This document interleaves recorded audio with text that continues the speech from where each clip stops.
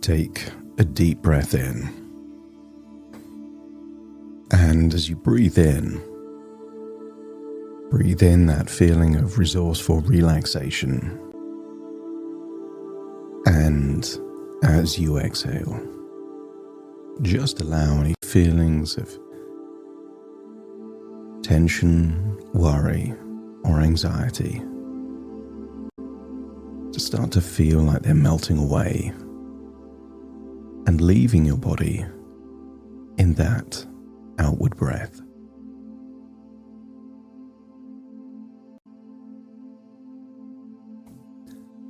Breathing in relaxation and continuing to feel that any anxiety is melting away. Start to scan your body for any clues of where that anxiety has been hiding. Sometimes the chest, sometimes the gut. As you breathe in that relaxation, give it a color, a bright color, a powerful color. And as you breathe in, imagine breathing in that resourceful relaxation. And this resourceful relaxation makes you feel good. And when you feel good, that anxiety is just melting away. And as it melts away, see it or feel it leave your body in your outward breath like a grey, shadowy colour. And consider breathing in deeply like a transfusion of emotion. Breathing in relaxation, that makes you feel good.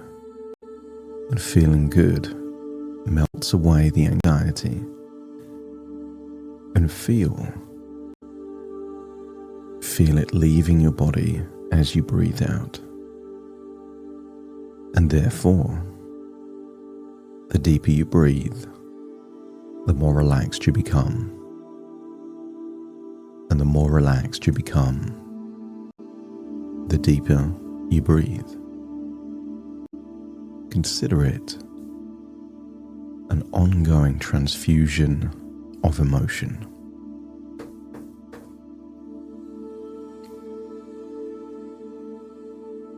Maybe you can feel that the anxiety, wherever it was, is getting smaller or less intense. And maybe that feeling of feeling good starts to expand, enabling you to feel even better.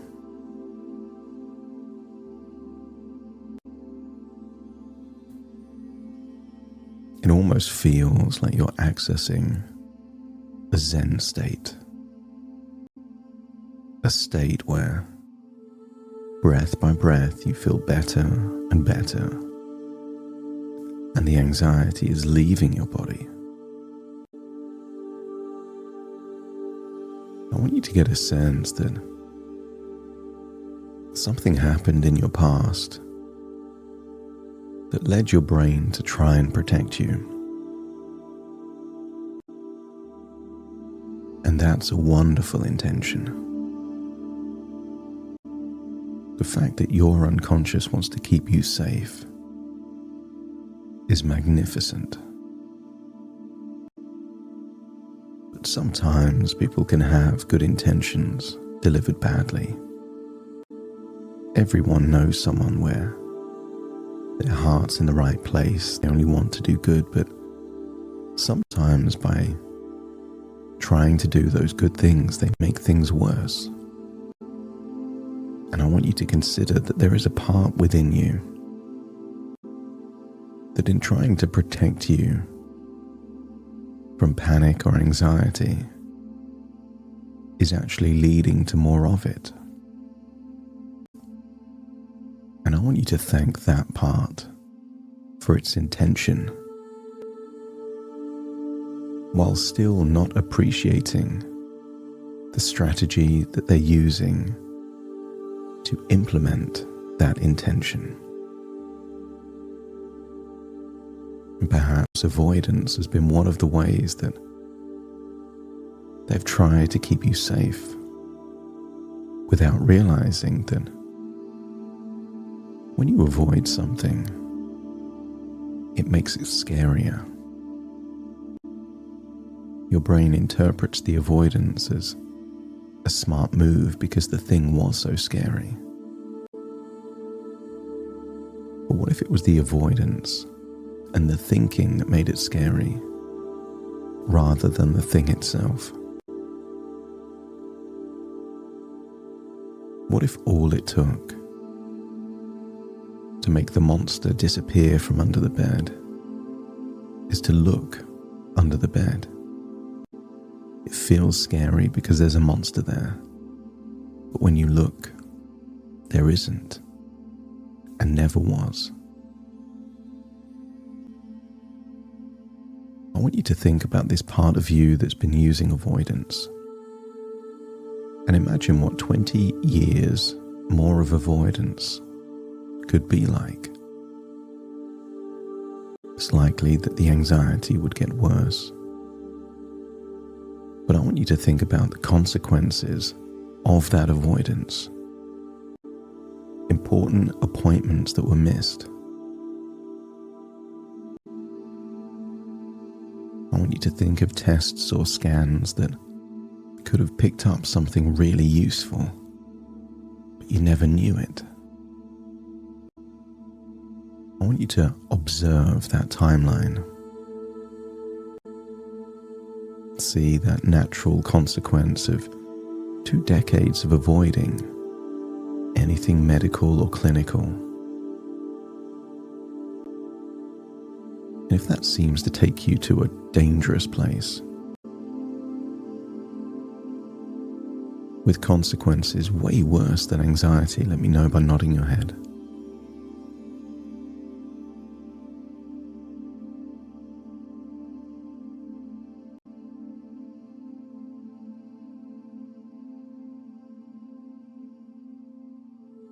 Many diseases and issues are very treatable and manageable if detected early. But if you don't detect them early, they can be as difficult as putting toothpaste back into a tube. So see that timeline where avoidance is not your friend. Avoidance is more dangerous. I want you to get a sense that good intentions are sometimes linked to bad strategies, and avoidance and worry is a bad strategy. Sometimes people getting worried do things to try and calm their nerves, and that itself can lead to health problems. You've seen this future, a future that takes you to a place of something undesirable. But I want you to see a different future. Rewind it all the way back and see a different part of you. The part of you that is courageous, determined, brave. I want you to see the part of you that doesn't mind doing difficult things. In fact, gets a sense of pride.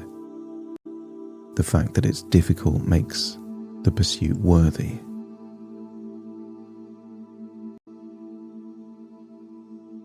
And sometimes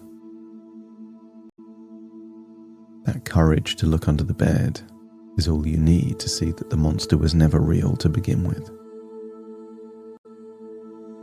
I want you to get a sense that what if all along this was just 1 + 1 = 3? Something happened in the past, and your brain linked up the feeling of doing something wrong, of failing, of feeling trapped, to a certain sensation and you don't want to feel that way anymore.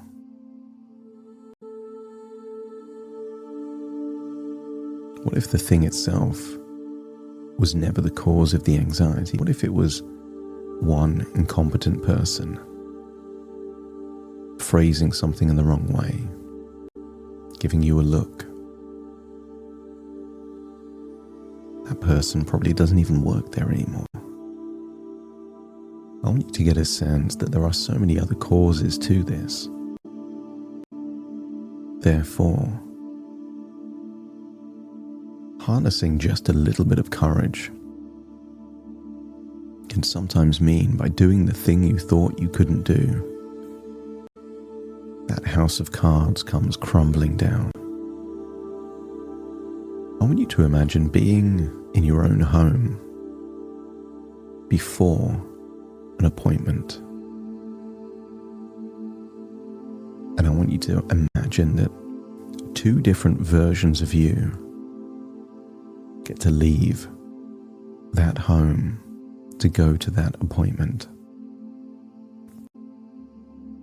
The version of you with the good intention and the bad strategy, filled with panic and anxiety, or the version of you that wants a different timeline, a timeline that whenever you need to go to an appointment, you just go. Even if there is echoes of anxiety, you go anyway. And in doing so, the anxiety gets less and less and less until it's negligible. You don't even know it's there.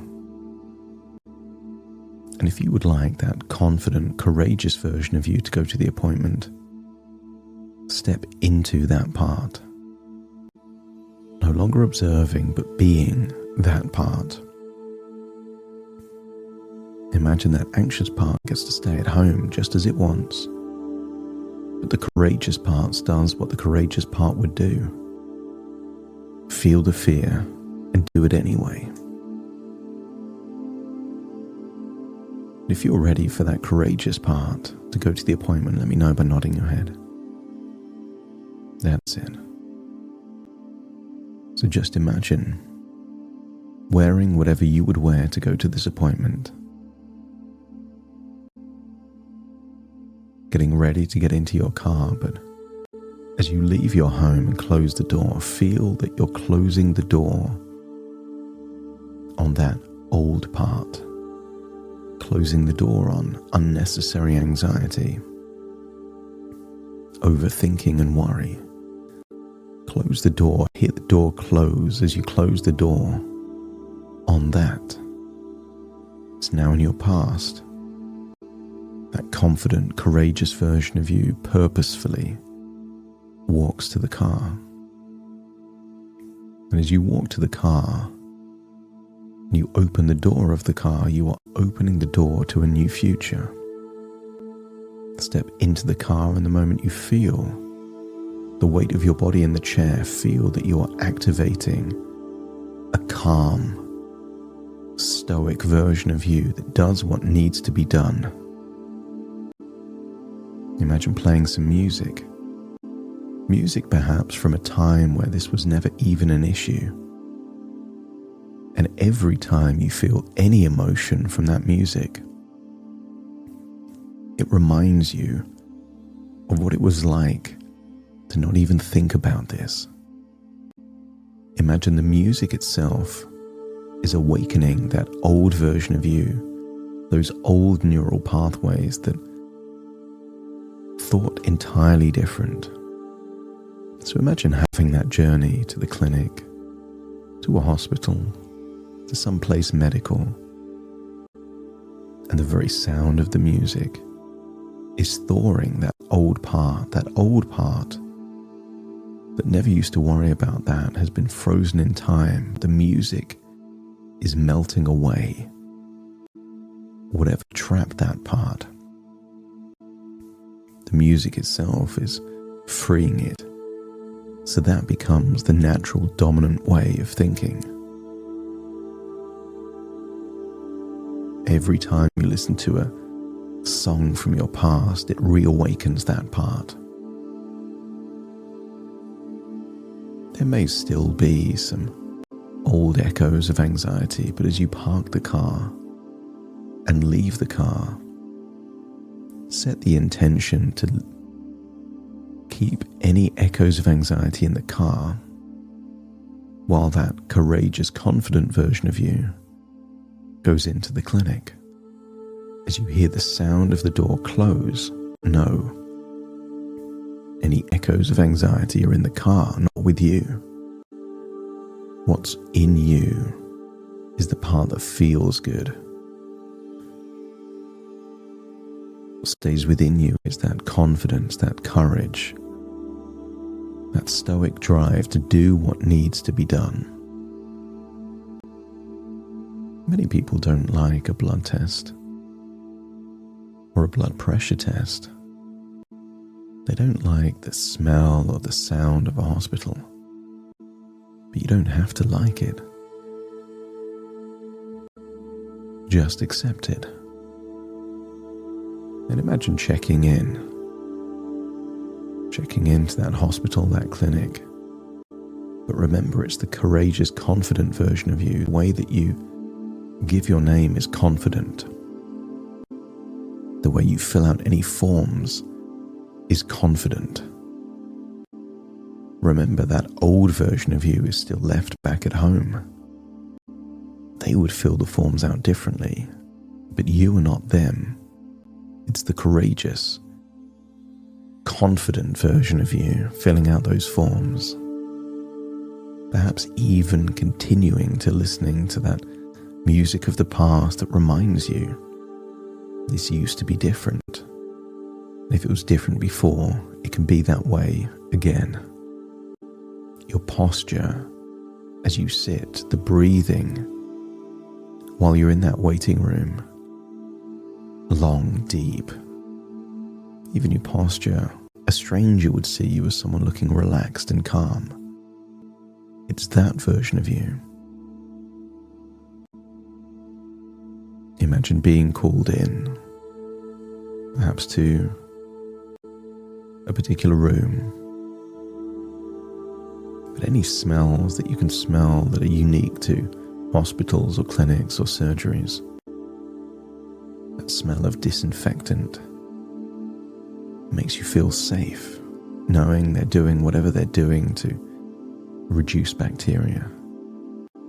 The smell makes you feel safe. As you breathe in, you're breathing in that resourceful relaxation. And as you exhale, that long outward breath means that any echoes of anxiety just leave your body every time you have a long outward breath. It's the calm version of you that you are awakening.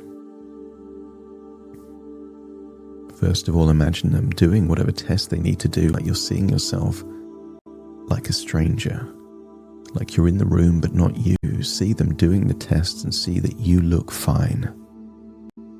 You're calm, you're relaxed, comfortable, even smiling every now and then, making the occasional joke. This is a version of you, unfazed, unbothered. Imagine all the different things that you would go through,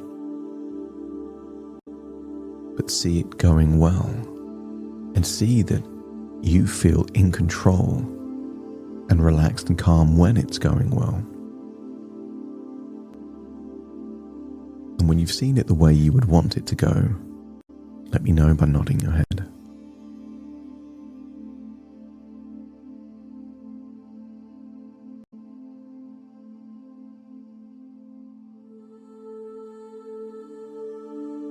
So now rewind it.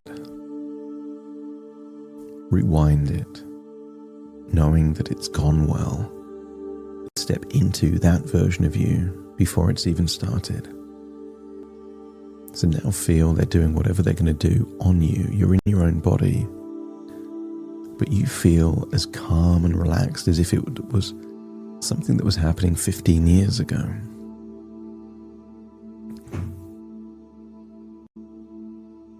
It's that version of you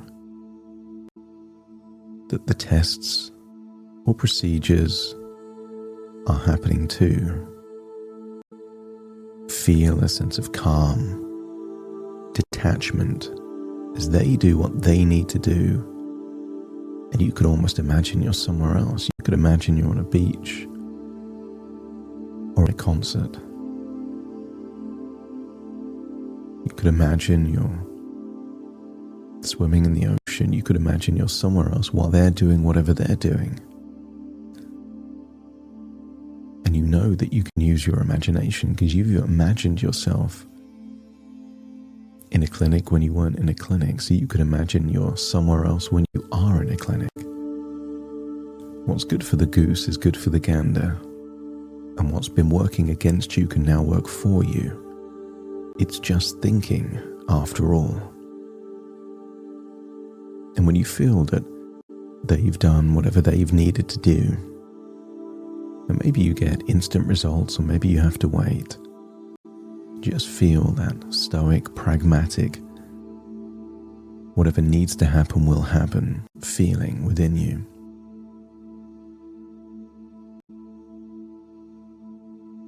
When you leave that room,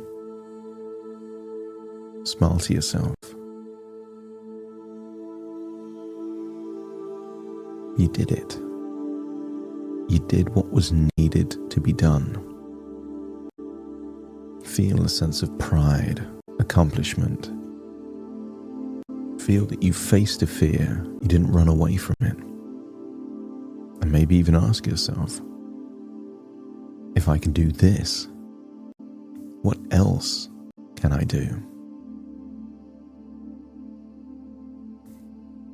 And sometimes when people do something they thought they couldn't do, they have a desire to do something similar to it, just to make sure it wasn't a fluke, that it wasn't an anomaly.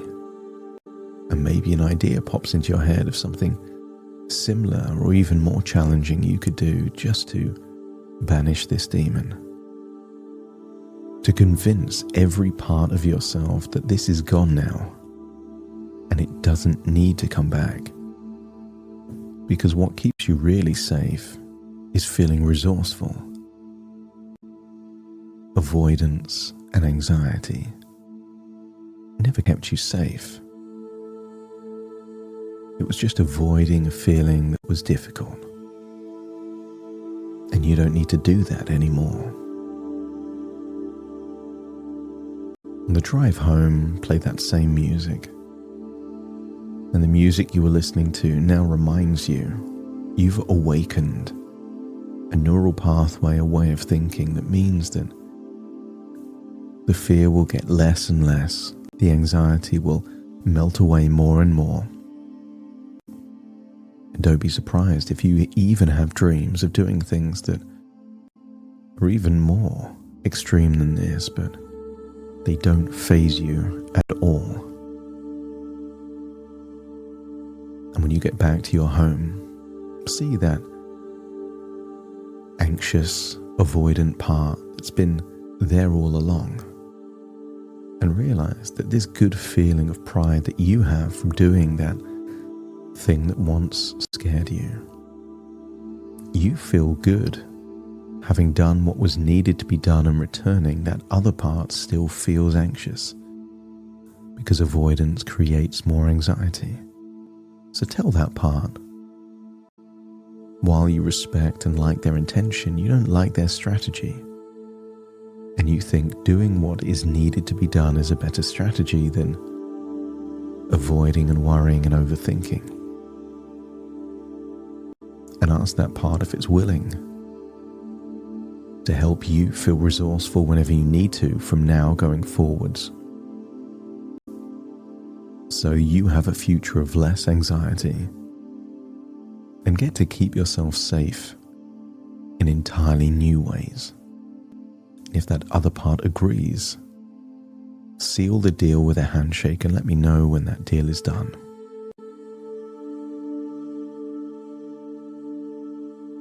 I want you to get a sense that a part that was holding you back is now an ally.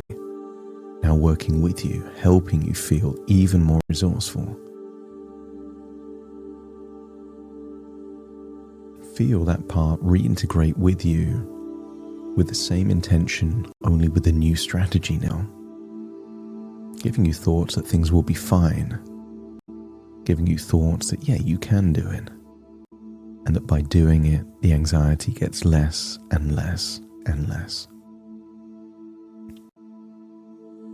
It's time to leave this place. But you leave awakening a different part of your mind and your brain that was dormant for 10 years or more. So take a deep breath in through your nose and out through your nose. Just wiggle your fingers and wiggle your toes, start to connect and calibrate with the here and the now. As I now count from 1 to 10 to awaken you. Starting to count. 1, 2, 3, waking up. 4, 5, 6, more alert. 7, 8, open your eyes, open your eyes. 9, 10, wide awake, wide awake, wide awake.